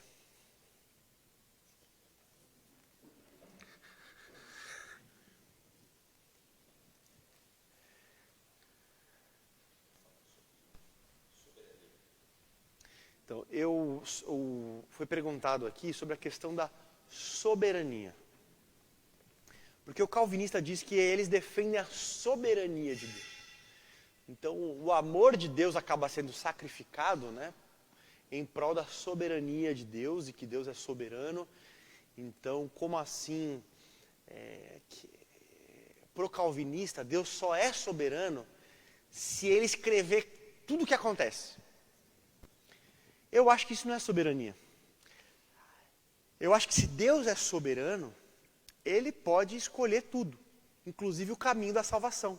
Que o caminho da salvação seria por meio da graça, e soberanamente Ele decidiu que essa graça pode ser resistida. Então, quando alguém resiste à graça de Deus, a soberania de Deus está mantida. Por quê? Porque foi Deus quem, na sua soberania, decidiu que a sua graça poderia ser resistida. Então, o calvinista acha que não, que Deus só é soberano se ele tiver decretado tudo, desejado tudo, e que todo o roteiro tenha acontecido de forma do jeito que Deus não apenas permitiu, mas quis. Qual que é o problema dessa visão de soberania? É que Deus se torna o autor do mal.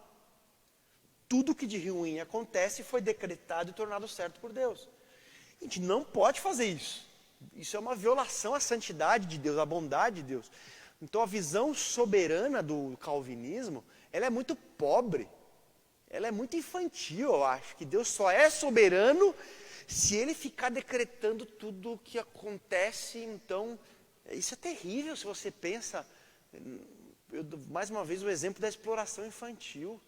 Cada criança agora que está sendo abusada, todos os atos desse abuso foram decretados e tornados certos por Deus. Que é isso, cara? Ah não, mas o responsável é o homem, de alguma forma misteriosa. Então essa visão de soberania eu acho ela doentia. No arminianismo, Deus é soberano. Soberanamente Deus escolheu salvar a todos, decidiu que Jesus morreria por todos, mas também soberanamente escolheu que as pessoas poderiam resistir a esse convite, a essa ação da graça. E não essa visão. E é essa resistência que faz com que o homem seja responsável. Né? Tem uma pergunta aqui. Não. Eu estou lendo aqui uma pergunta do Bruno. O que é para o arminianismo permissão de Deus é considerado para o calvinista decreto de Deus? Não. Não. A permissão de Deus é dentro do contexto da queda, dentro da realidade do mundo caído, muitas coisas acontecem que Deus preferia que não acontecessem, mas com a realidade da queda e do desejo de Deus que os seres humanos pudessem resistir à sua graça, essas coisas acontecem. Já no calvinismo, não. Deus quer, Deus decreta. Cuidado quando você ouve, às vezes, calvinistas falando decreto permissivo de Deus. Não é simplesmente uma permissão. Deus quer, Deus torna certo, Deus dirige. É algo totalmente diferente que nem... eu tenho um filho que eu quero que ele haja de um jeito, mas eu não vou forçá-lo a agir de um jeito. Se ele escolher fazer aquela brincadeira que ele pode se machucar, eu vou permitir. Isso não, o decreto não, o decreto é eu vou definir como as coisas vão acontecer. Tá bom? Então é diferente aí a permissão. Então no arminianismo, dentro da realidade do mundo que Deus criou, o amor só é possível se há liberdade. Não existe amor forçado. Amor forçado é uma contradição de termos.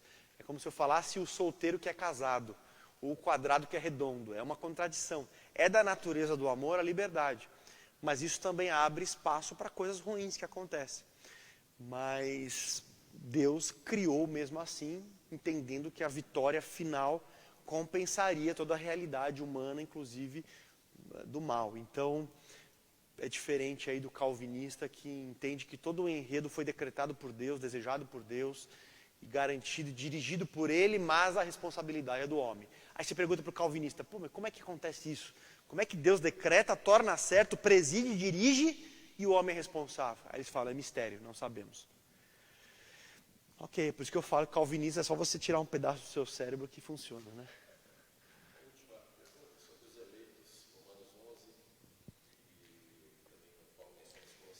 Exato. Então, a Bíblia fala de eleição e de predestinação.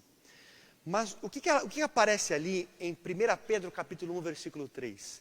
Eleitos incondicionalmente? Não. Eleitos segundo a presciência de Deus.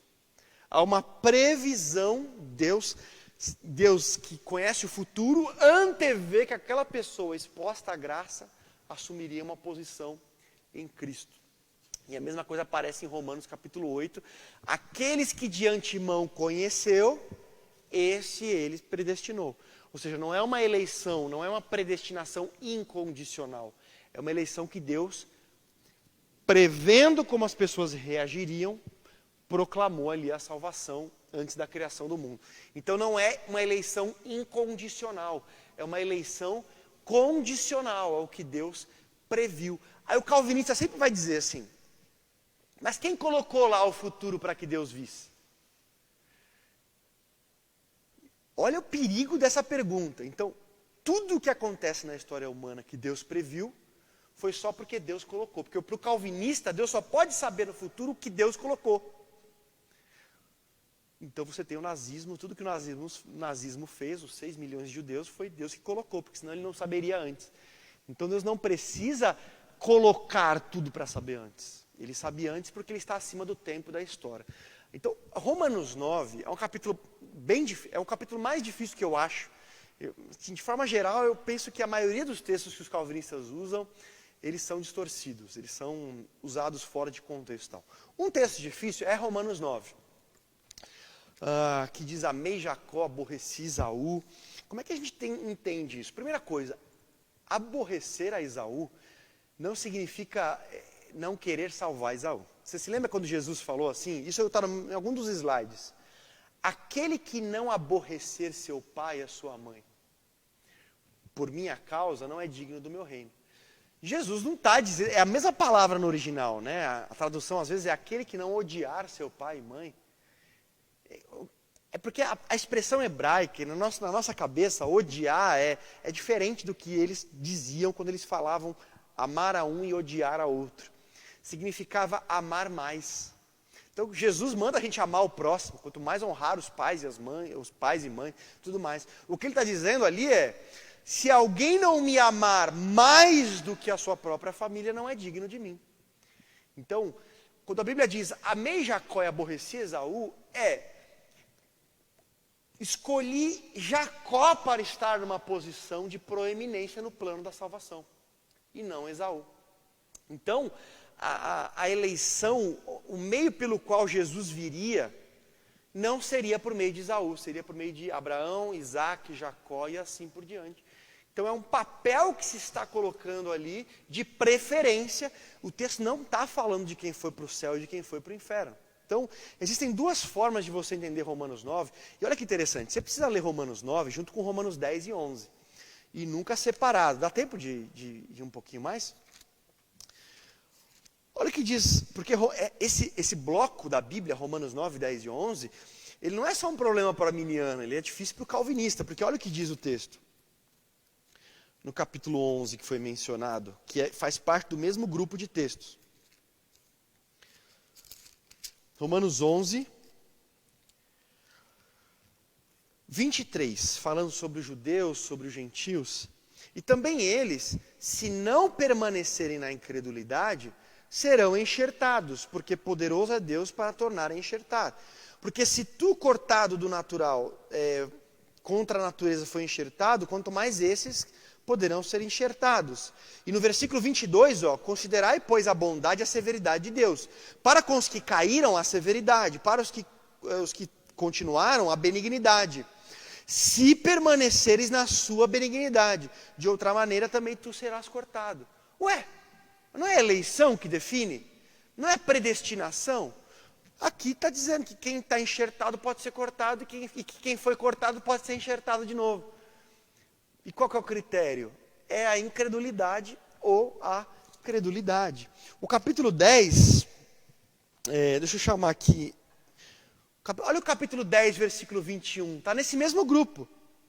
Mas contra Israel diz, todo dia estendi as minhas mãos a um povo rebelde e contradizente. Ou seja, que Deus estendeu as mãos para salvá-los e eles foram rebeldes. Então, como é que você pode entender Romanos 9 de um ponto de vista arminiano? Sem ser mandei A para o céu, B para o inferno. A para o céu, B para o inferno. Tem um grupo, por exemplo, o Carlos Augusto Vailate, ele entende que em Romanos 9, não está falando de ir para o céu e ir para o inferno. Está falando da eleição para ocupar algumas funções no plano da salvação. Ou seja, Deus escolheu algumas pessoas para ocupar alguns papéis no plano da salvação, sem que necessariamente essas pessoas tenham que ser salvas. Por exemplo, Deus chama Ciro o meu servo, Nabucodonosor, mas eles eram pagãos.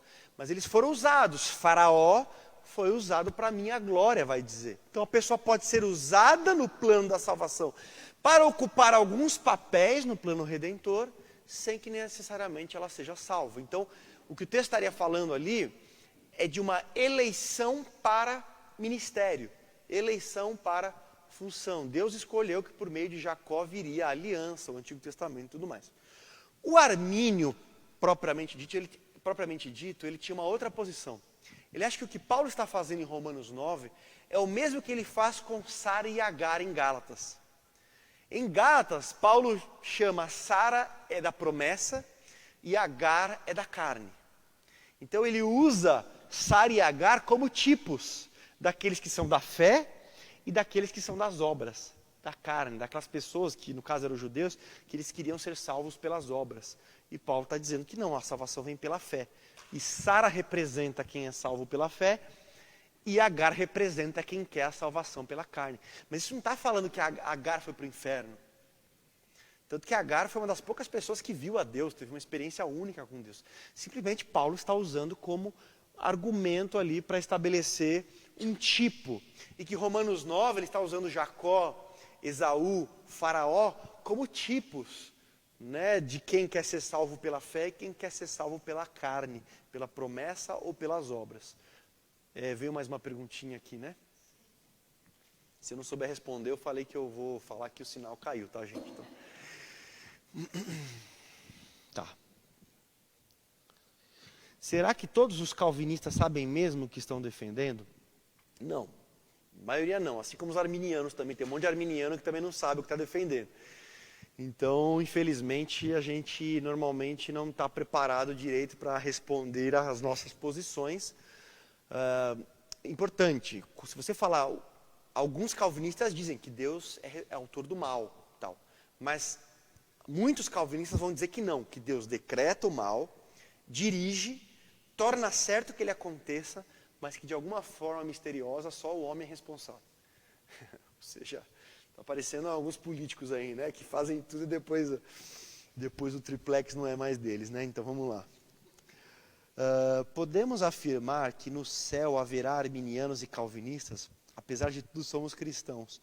Eu creio profundamente nisso, tá? Eu creio que, infelizmente, o calvinismo ele é uma distorção posterior da fé cristã. Mas quando você anda com calvinistas, você sabe que eles creem que a salvação é por meio de Jesus, por meio da graça, aqueles solas da reforma, somente Cristo, somente a fé, somente a Deus. Eles creem no Pai, no Filho e no Espírito Santo. Eles creem, assim, nas doutrinas essenciais da fé cristã. Infelizmente, nesse ponto, numa tentativa de acertar, porque se você entenda a lógica do calvinista, ele quer dar toda a glória a Deus. Não, eu quero mostrar que a salvação nem nada, nem o meu arrependimento, nem minha fé, nada, tudo Deus.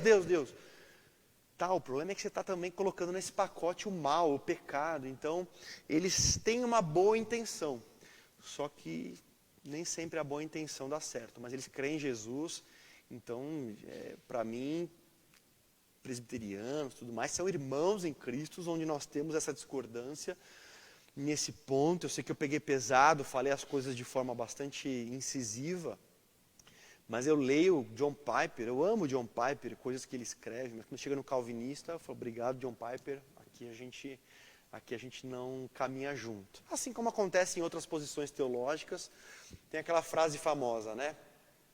Das coisas essenciais, nós temos que ter unidade. Nas coisas que estão abertas à discussão, maior liberdade, mas em todas as coisas, caridade, amor.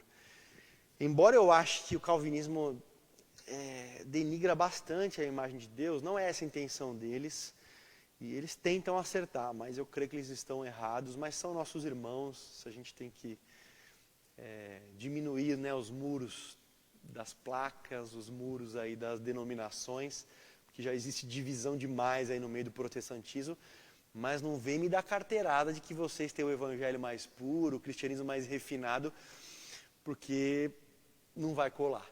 Não vai colar porque a gente estudou o suficiente para não engolir esse tipo de coisa. Tá bom? É isso, gente. Nós vamos encerrar aqui. Que Deus abençoe a sua vida. Desculpe qualquer coisa, veja os slides e talvez futuramente, depois que voltarmos aí às atividades, a gente pode marcar um estudo pessoalmente para falar disso com mais calma e mais detalhes.